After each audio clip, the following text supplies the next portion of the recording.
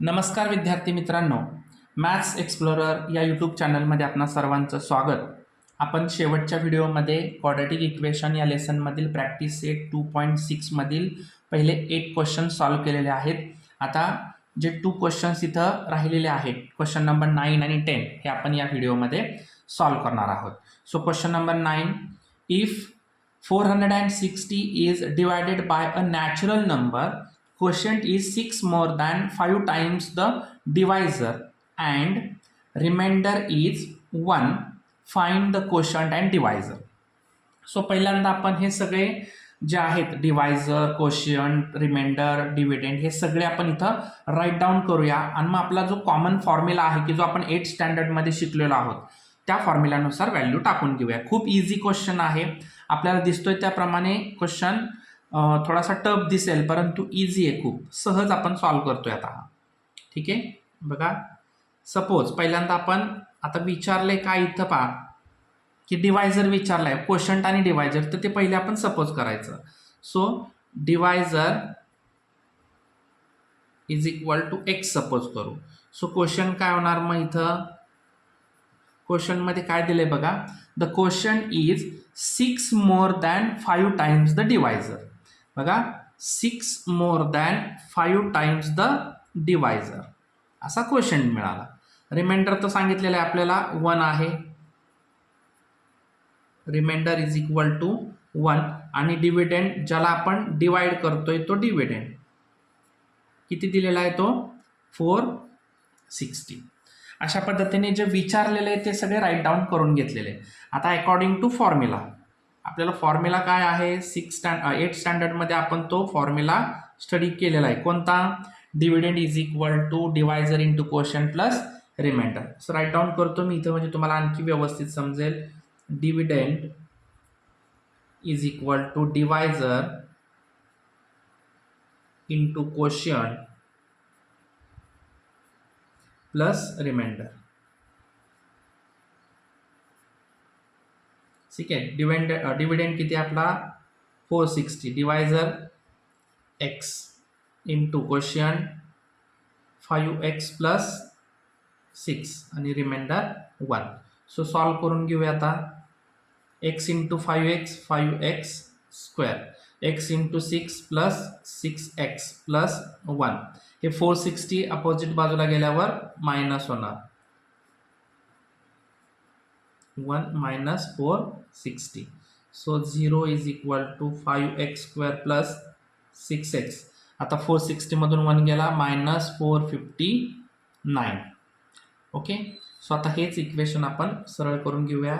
5x square plus 6x minus 459 is equal to 0. आता पहा इथं आपणाला या 459 आणि 5चा जर मल्टिपल केला तर तो खूप मोठा येतोय. मग अशा प्रकारचं जर एखादा मोठा जर क्वेश्चन आला तर त्याची आपणाला फॅक्टर सर्च करणं खूप डिफिकल्ट जातं. मग इथं कुठेही असं नमूद केलेलं नाही की ते फॅक्टरायझेशनने सॉल्व्ह करा. मग आपण ते फॉर्म्युला मेथडने सॉल्व्ह करूया. मग फॉर्म्युला मेथडने सॉल्व्ह करण्यासाठी पहिल्यांदा आपल्याला कम्पेअर करायला लागेल. Compare with ax square plus bx plus c is equal to 0. So a is equal to 5, b is equal to 6 आणि c is equal to minus 459.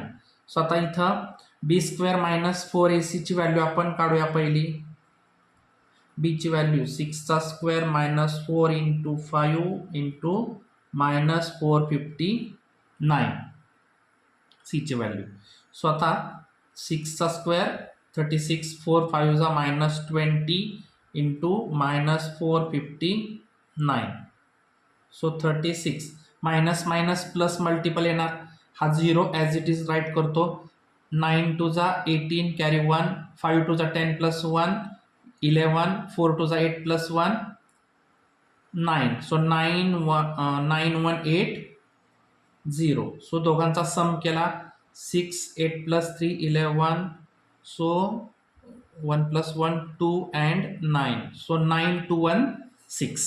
So इथं बी square म्हणजे डेल्टाची व्हॅल्यू आपल्याला काय मिळाली 9 2 1 6 मिळाली. आता ही व्हॅल्यू आपण फॉर्म्युलामध्ये टाकूया.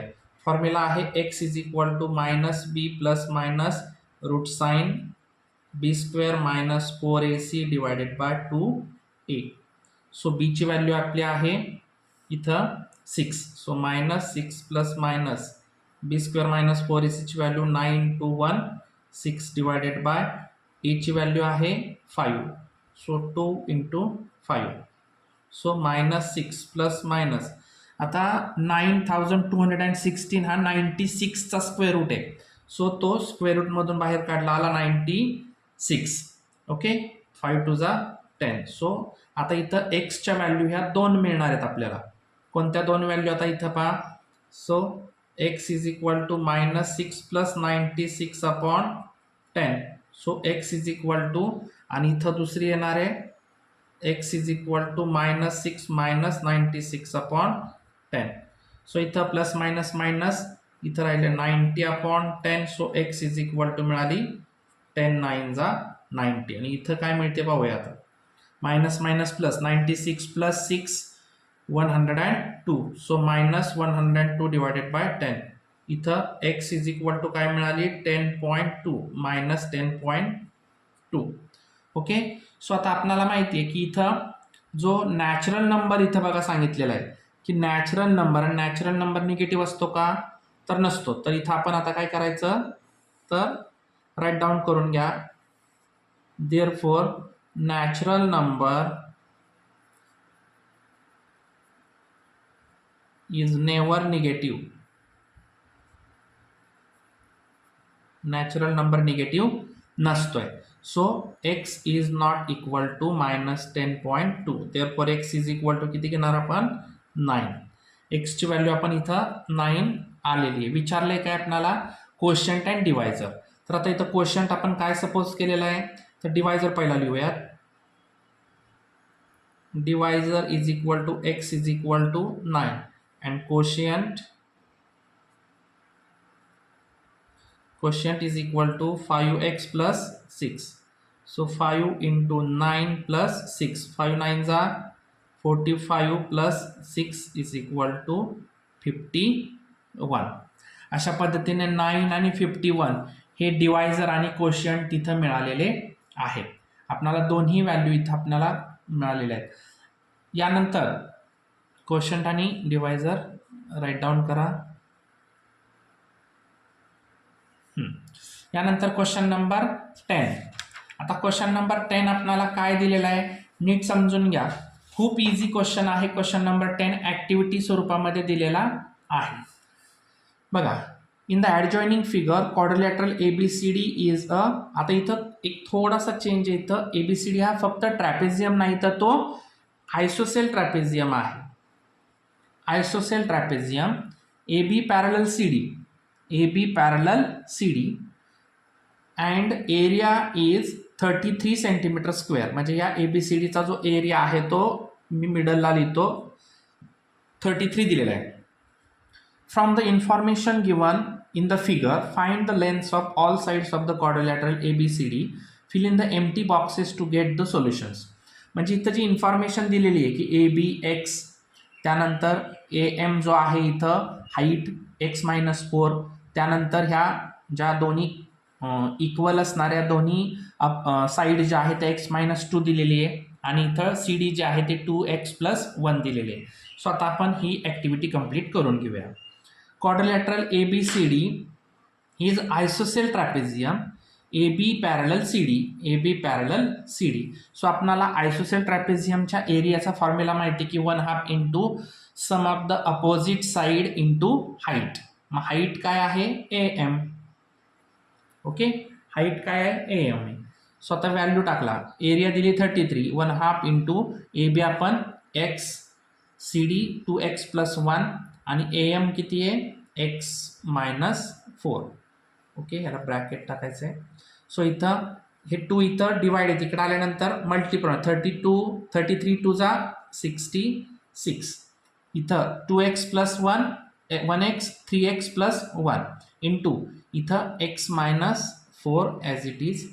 आता इथं बघा मी स्पेस ठेवलेला आहे कारण तुमच्या बुकमध्ये डायरेक्ट ही स्टेप घेतलेली आहे तर इथं थोडंसं आपल्याला सॉल्व करावं लागणार आहे. तर काय सॉल्व करायला लागेल इथं आपल्याला तर हे दोघांचा मल्टिपल करून घ्यायला लागेल. 66 इंटू 3x ने या ब्रॅकेटला मल्टिपल करायचा x मायनस 4 आणि +1 ने सुद्धा x मायनस 4 ला मल्टिपल करून घेऊया.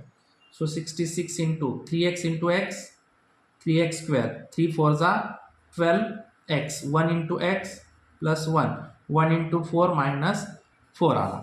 सो लाईक टर्म्स ज्या आहेत त्या आपण पहिले क्लिअर करून घेऊ. तर 0 is equal to 3x square हे -12 plus minus minus 12x minus 1x so 11x.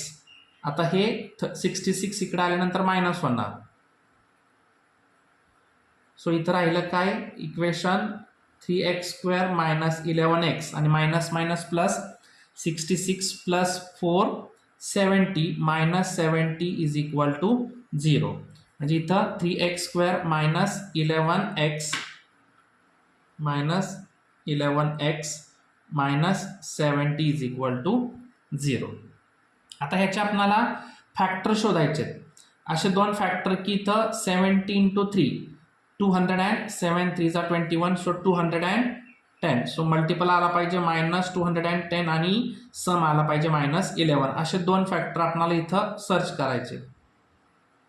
सांगा बरं फॅक्टर. तर 21 10 जा 21 मधून 10 गेले 11 बरोबर आहे. म्हणजे इथं बरोबर 21 10 जा 21 10 जा पण दोघांनाही मायनस आहे. मग दोघांनाही जर मायनस साईन असेल तर आपण काय करतो इथं कुणाला साईन वापरणार इथं. तर आपल्याला माहिती आहे की दोघांनाही मायनस असेल तर आपण स्मॉलर नंबरला मायनस साईन वापरतो. बघू 21 10 जा 210 minus 210 plus minus minus 21 minus 10 minus. So इथं मायनस नाही तर इथं आपल्याला ग्रेटर साईनला यूज करावा लागणार आहे. ग्रेटर साईनला यूज केलं तर आपण इथं मायनस वापरणार आहे. पण इथं बघा आता आपल्याला इथं 3x प्लस 10 हे अगोदर वापरलेत म्हणून आपल्याला हा 10 जो फॅक्टर आहे तो यूज अगोदर करावा लागणार आहे. म्हणजे इथं काय होणार 3x square plus 10x minus 21x minus 70. ठीक आहे. सो आता ह्यांचे ग्रुप होणार.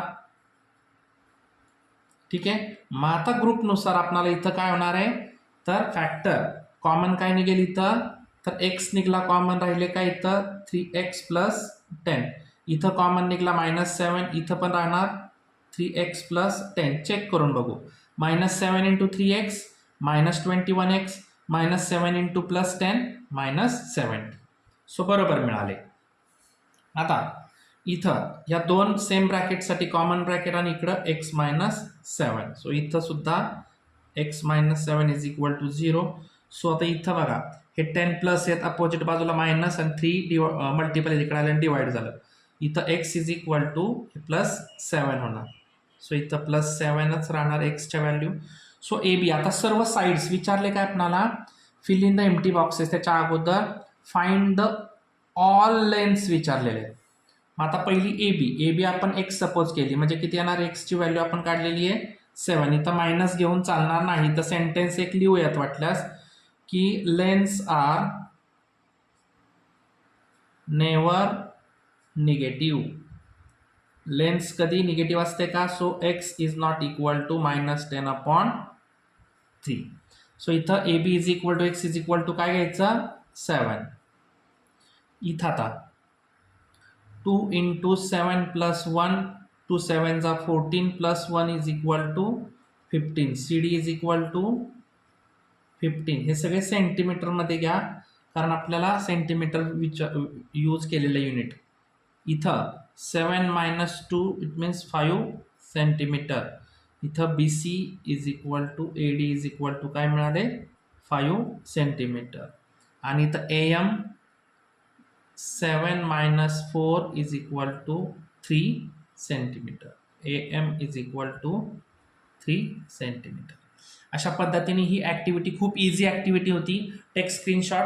इथं तुमचा प्रॅक्टिस सेट 2.6 जो आहे तो कंप्लीट झालेला आहे.